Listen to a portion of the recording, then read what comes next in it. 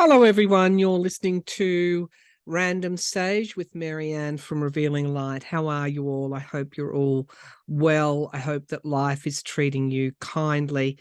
And if you're all very lucky with some degree of prosperity, which is difficult in this time of economies slowing down, inflation rising, and the cost of living just being a bit of a cross to bear. And in some cases, particularly for young people who are struggling with high mortgages or high rents, things can be backbreaking, and there's not a lot left at the end of the day. It seems like we're working harder and harder for less and less. And I particularly feel for the young people when we were starting out in my vintage. Yes, we were able to buy a house without too much difficulty. Of course, we went without, but it was doable. It was hard and doable. Yet nowadays, for young people, it is almost impossible, and we should not be satisfied with that. We should not be comfortable with that. We should be pursuing policies to try and mitigate that and make it easier for our younger generation to move ahead in the same ways that we did, and in fact, in new ways. That's not what I'm going to be talking about today. I'm going to be talking about a decision recently by the Australian High Court to award land rights or land title to the Cubby Cubby people in Queensland over 365,000 hectares on the Sunshine Coast. This was Crown land, native title in Australia. That's what we call it, and I'll explain that in a minute. Is not over Australians' backyards or houses or land or property. It is around Crown land, and it is the doctrine. Let me just read exactly what it is for you. This originated through the Mabo decision, and through a case where Eddie Mabo, an Indigenous Aboriginal person, took the Queensland government to court in 1988, and that decision altered the foundation of the law in Australia because it overturned the doctrine of terra nullius. What is terra nullius? That the land belonged to no one when the English came and settled Australia, even though the Aboriginal peoples were here that had been here for 60,000. Well, 60th oldest race of people in the world, continuously occupying this country. The English people said Australia belonged to no one, therefore we can settle it. In that 1988 decision, where Eddie Mabo took the Queensland government to court, the High Court then overturned that doctrine. They found that where there was continuous occupation of the land, that the Aboriginal people had land rights. And as a result of that, it applied to obviously Crown land where they could prove that there was continuous occupation. And this has resulted in monumental land claims being found for the Aboriginal and Torres Strait Islander peoples. Overturn that doctrine of terra nullius. I want to now move to the Middle East. So, having said that, the recent decision for the Cubby Cubby people is a good one. It's worth celebrating for people who were dispossessed when Australia was founded. So 365,345 hectares of Queensland Sunshine Coast. That is recognised as having native title, meaning the traditional owners who have continuously occupied that land, mainly Crown land, have a legal right to that land. They can also camp and fish in those areas and also take resources from that area, which is that's a first. And so we'll see what that means for the Cubby Cubby people as time goes on. Now I want to go, as I said, to the Middle East. We rarely see Palestinians as Indigenous people with land rights, do we? We just do not. Our brain doesn't contemplate that because we've had 100 years of being told about the religious origins of Israel. And this is used to justify dispossession through the reliance on religious belief and the Hebrew Bible. Now, in that Bible, let's take Jerusalem, for example. That Bible outlines that Jerusalem was believed to have been settled around the early Bronze Age, somewhere around 3000 or 3500 BC, before Christ. They say that these Jewish scholars say that the earliest settlements may have been there, and that in 1000 BC, King David, this is in the Hebrew Bible, conquered Jerusalem and made it the capital of the Jewish kingdom. That is a religious belief. This type of thinking, then, if we were to use logic in this religious landscape in the Middle East, that type of thinking would then have to acknowledge the religious beliefs of the Arabs, the Muslims. In the Quran, Jerusalem was the last place that the Prophet Muhammad visited before he ascended to the heavens and talked to God in the 7th century. So we have our religious beliefs, at least around Jerusalem there. We're not talking about any sort of native title or land rights. We're talking a religious belief. And that's why people, when they look at the Middle East, say, oh, it's a religious war. However, few have looked at actual legal rights, land rights. If we move to the current times and look logically, not religiously, we see some common descent between Jews and Arabs who have lived continuously in that region. So it's also worth looking at the establishment of Israel, because then I bring in the UK again, who said, okay, here, this is a state we'll create, and you can have that. But that particular part of history dispossessed the Indigenous peoples of that region. Just the land belonged to no one. We hear it again. Therefore, you have it. The land belonged to no one. And so I see this current conflict, I've always seen it as a conflict over land and resources. Land, resources, and money. Yet this logic is uncomfortable for some. I know, I get them. I get them coming at me all the time.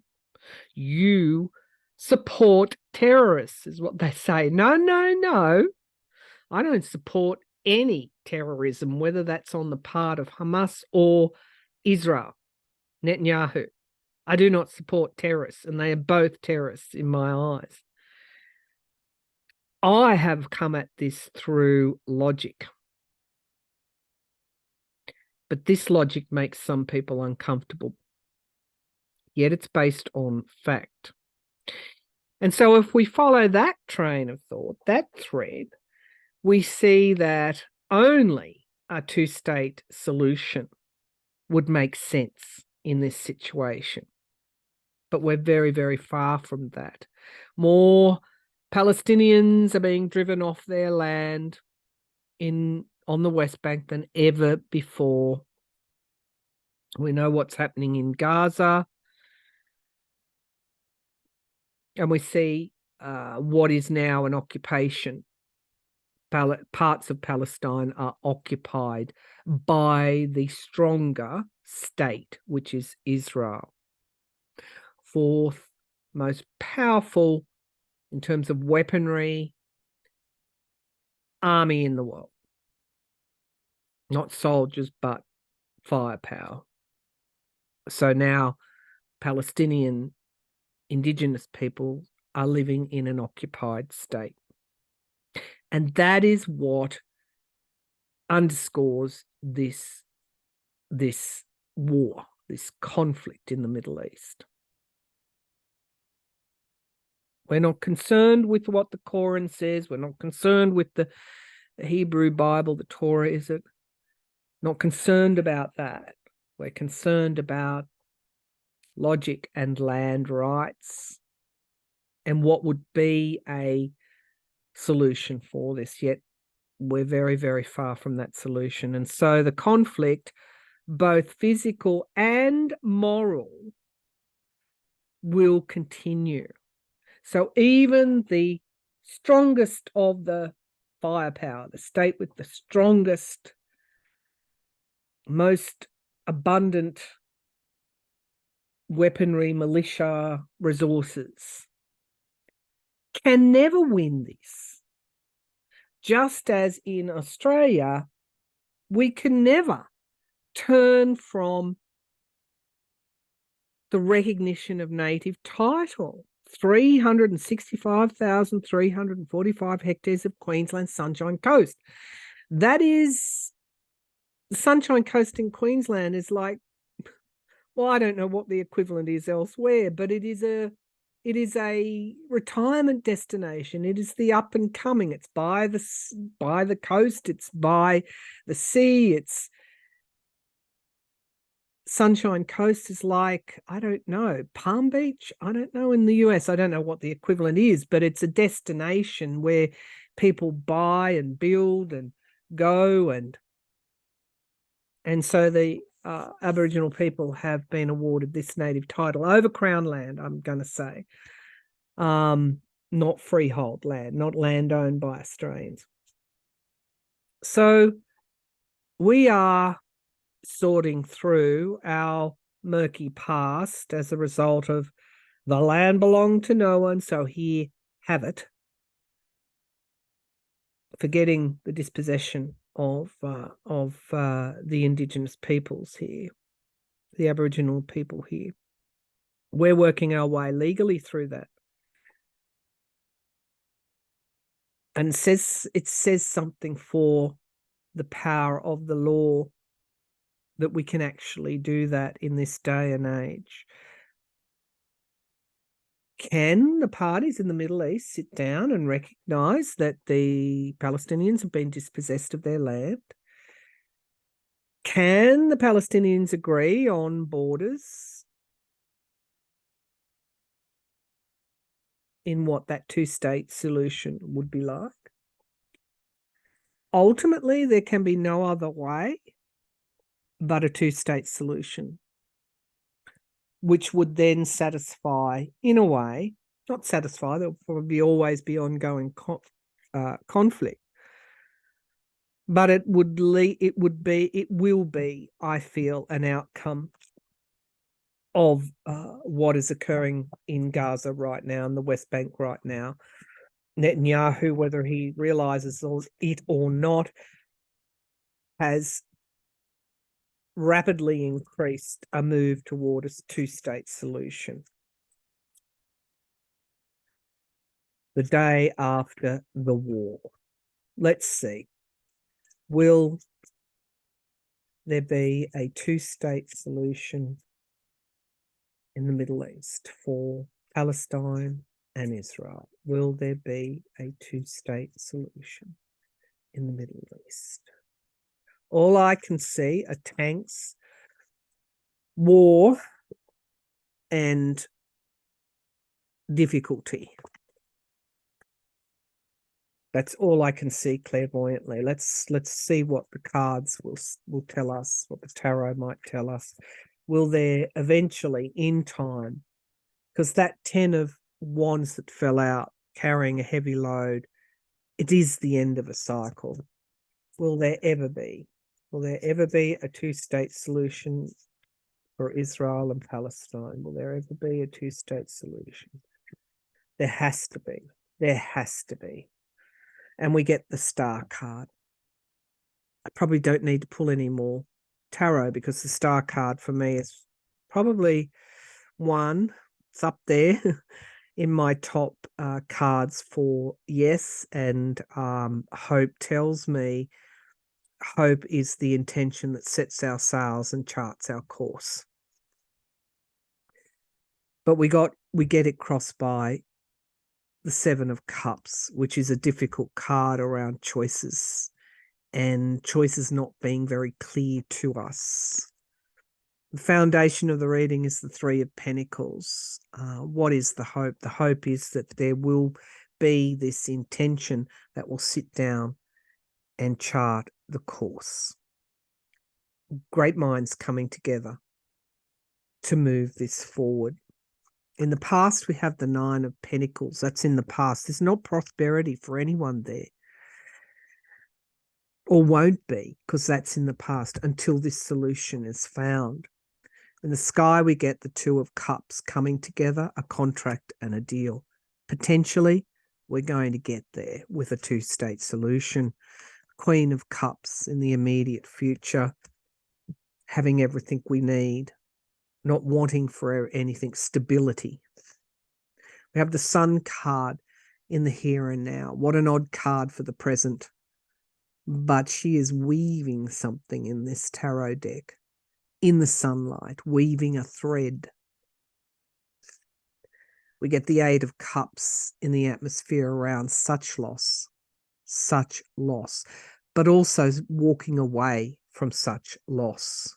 Two very apt cards right now, which actually do give me hope for the future. The Knight of Cups in the hopes and fears, a deal being done.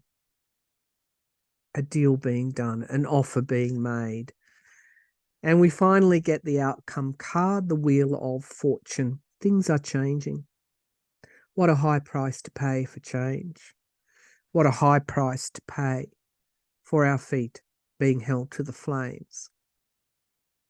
With all that death and destruction, Fortune's wheel makes an appearance. We get the Four of Swords, wounded, death, illness, retreat. That's what the change has been built upon. And then we get the Knight of Wands, movement forward quickly to a solution or some sort of a solution. You wouldn't be surprised to see the Five of Pentacles underneath the pack, which is the underlying energy. People locked out, nowhere to go. The Five of Cups, the minor arcana, death card, death, destruction. But two cups remain. The Four of Pentacles, being walled in, being the card of insecurity. I don't have enough. But then we get the Magician card, manifestation, and the Hierophant, the global, the UN, the global law such as it is. And we get the Eight of Pentacles, many, many heads coming together, much talent coming together, hard work coming together, the King of Cups, wisdom, not emotion, it's emotion, it is intelligence, emotive intelligence, not immaturity, not ego, but wisdom comes forward at the base of the pack. Will there be a two-state solution at any time? Absolutely. I am absolutely sure of it. Thank you for tuning in. You're listening to Random Sage with Maryann from Revealing Light. Thank you.